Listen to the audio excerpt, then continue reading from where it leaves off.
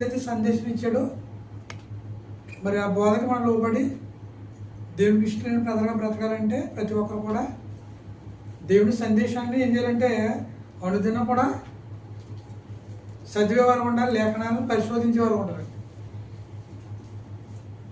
దేవుడి గురించి జ్ఞానం వివేకాలు మనకు కావాలంటే ప్రతి ఒక్కరు ఏం చేయాలంటే ప్రతిరోజు కూడా పరిశుద్ధ గ్రంథాన్ని చదువుతూ లేఖనాలను పరిశోధించాలి. అప్పుడే ఆత్మీయంగా మనం అభివృద్ధి చెందే అవకాశం ఉంటుంది అన్నమాట.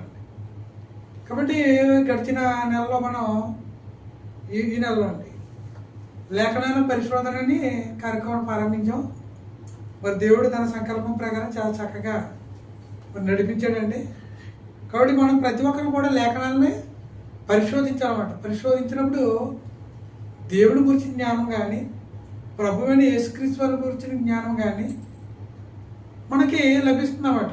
అప్పుడే మనం మరి ఆత్మీయ అభివృద్ధి చెందగలుగుతాం అన్నమాట. అంటే ఆత్మ సంబంధమైన జ్ఞానం సంపాదించుకొని తండ్రి అని దేవుడిని మహింపరచగలుగుతాం అన్నమాట.